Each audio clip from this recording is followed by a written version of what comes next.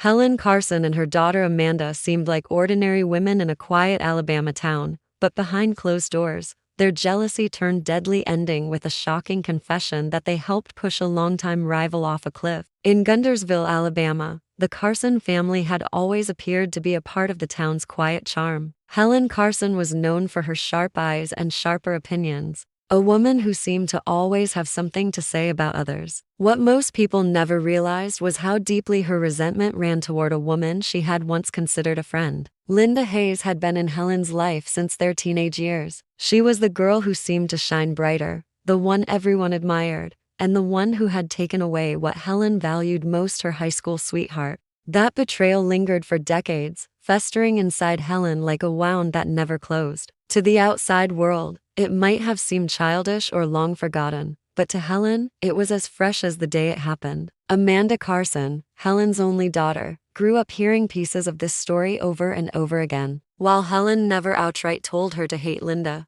her words carried a bitterness that Amanda couldn't ignore. Every time Linda was mentioned, Amanda saw the way her mother's face hardened, the way her voice grew sharp, and she absorbed that resentment as if it were her own. As Amanda got older, she noticed how often Linda's name appeared in conversations around town. Linda was respected, admired for her kindness, and even chosen for positions in local committees that Helen had once hoped to hold. It was as though life kept reminding Helen of what she had lost and what Linda had gained. What might have been a forgotten rivalry for most people became a quiet obsession for Helen. She followed Linda's life closely, not in admiration but in envy and anger. Whenever Linda hosted a charity event or was recognized in the newspaper, Helen felt as if she had been personally insulted. Amanda, despite her own doubts, grew more entangled in her mother's perspective. She began to believe that Linda's success had somehow come at their expense, that her mother had been denied the life she deserved because of one woman.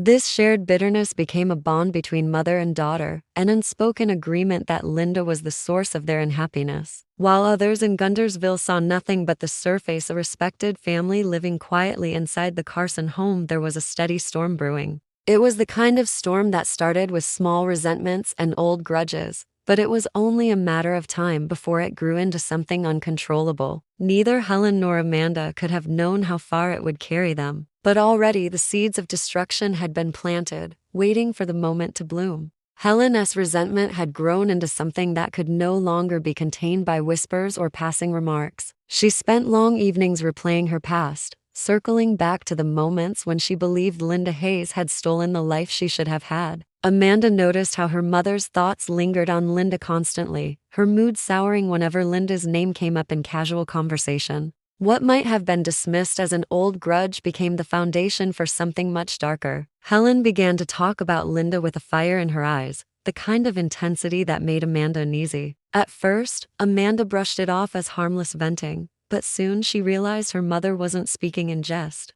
There was an edge to Helen's words that felt dangerous, a sense of planning behind her anger. Helen's attempts to ruin Linda's reputation started small. She spread rumors in hushed voices at church gatherings, suggested Linda wasn't as charitable as she appeared, and hinted that her kindness was nothing but a mask. But the more Helen tried to chip away at Linda's standing, the more she failed. Linda's charm and grace were untouchable, and people dismissed Helen's words as bitterness. Each failed attempt only fueled Helen's obsession further. She felt powerless, and in her mind, Linda was still winning. Amanda, though conflicted, began to feel trapped in her mother's shadow. She wanted to be loyal, wanted to ease Helen's pain, and slowly she began to take part in her mother's schemes.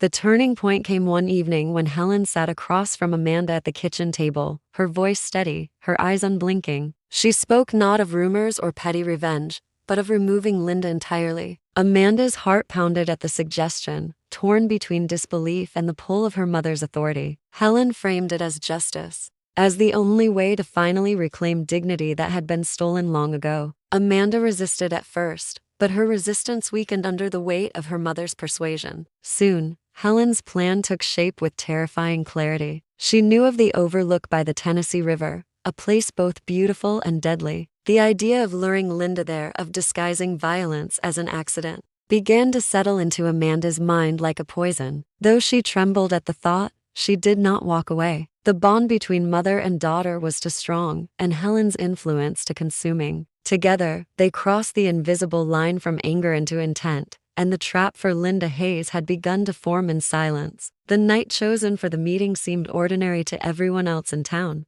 but for Helen and Amanda Carson it carried a weight that neither of them could shake. The air was thick with the heat of summer, the sky painted with streaks of fading light as the sun slipped behind the horizon. Amanda drove in silence, her hands clenched around the steering wheel, while Helen sat beside her, calm and composed, as though what they were about to do had been rehearsed 100 times in her mind. The Tennessee River overlook loomed ahead, a place known for its breathtaking views, but also whispered about for its unforgiving drop. It was here that Helen had decided Linda's story would end. Linda Hayes had no reason to doubt the invitation. Helen had reached out, claiming she wanted to end the bitterness once and for all, offering an olive branch after years of tension. To Linda, who had never carried the same venom in her heart, the idea of reconciliation was not impossible. She drove out to the overlook with cautious optimism, unaware of the trap waiting for her. When she arrived, Amanda's stomach churned, but Helen greeted Linda with the ease of an old acquaintance, her words laced with false warmth. The three women stood on the edge of the overlook,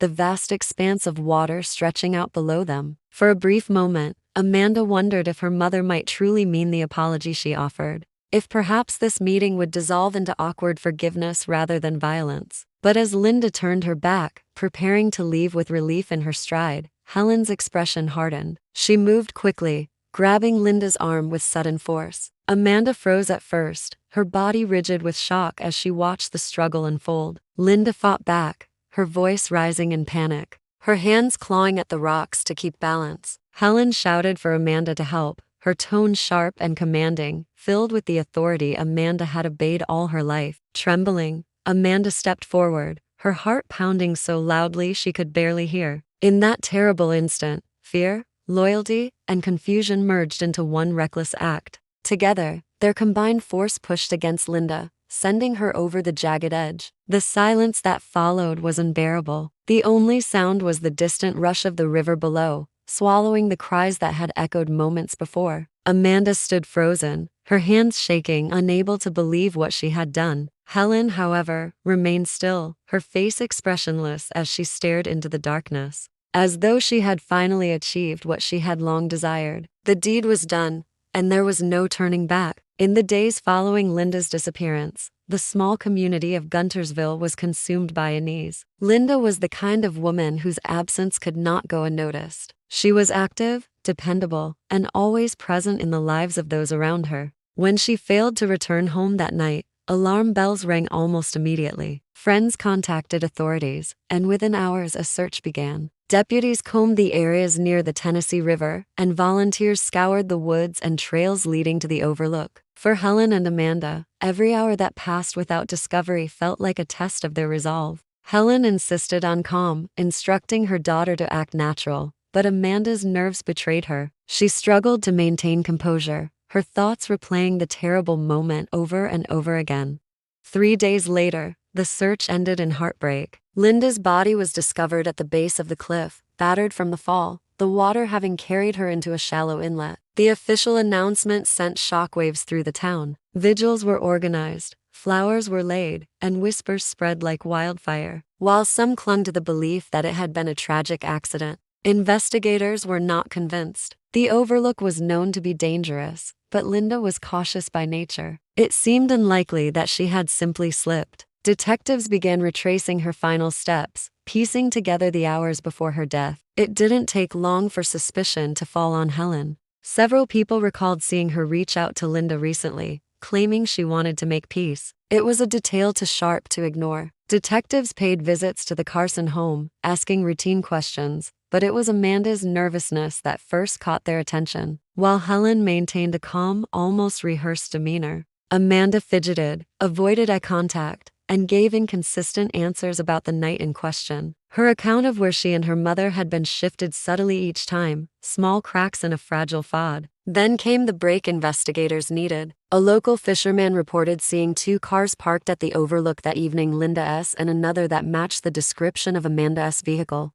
The detail was logged, and the circle around Helen and her daughter tightened. Amanda could feel the noose of suspicion drawing closer, every question cutting deeper into her conscience. Helen urged silence, but the weight of what they had done was crushing Amanda from within. The secret they shared was becoming unbearable, and it was only a matter of time before the truth spilled into the light. Amanda Carson had never known silence as heavy as the one that filled the interrogation room. The walls seemed to press inward, and the ticking clock on the far wall only made her heart pound harder. Detectives had questioned her mother first, and Helen had remained firm, repeating her story with practiced calm. She spoke of being home the night Linda disappeared, insisting she had no knowledge of what had happened at the overlook. But Amanda's composure was already cracking. The lies she had rehearsed in her mind unraveled the moment she was forced to say them out loud. Each question made her stumble, her words shaky, her voice betraying the guilt she carried. The investigators noticed.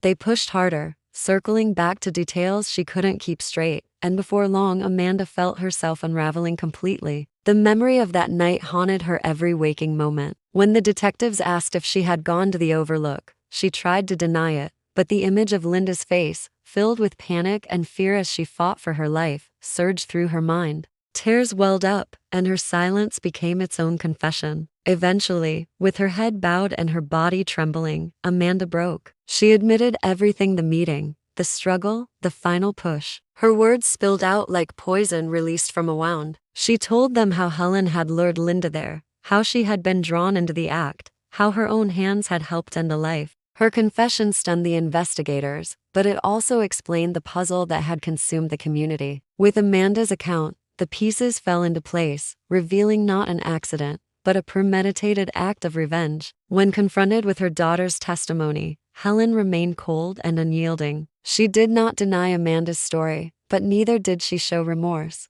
Instead, she placed the blame on Linda, even in death, muttering that justice had been served. The courtroom that followed months later was packed with neighbors and townspeople who struggled to reconcile the horrific truth. A mother and daughter, driven by jealousy and bitterness, had turned against one woman who had done them no real harm. Amanda's tears returned when she stood before the judge, her voice cracking as she accepted her guilt. Helen, in contrast, sat rigid and defiant, as though the verdict could not touch her pride. Both were sentenced, their lives forever bound to the crime that had destroyed Linda Hayes and scarred the town. Guntersville would never look at the Carsons the same way again. The rivalry that had begun decades earlier had ended in blood, confession, and the irreversible weight of justice.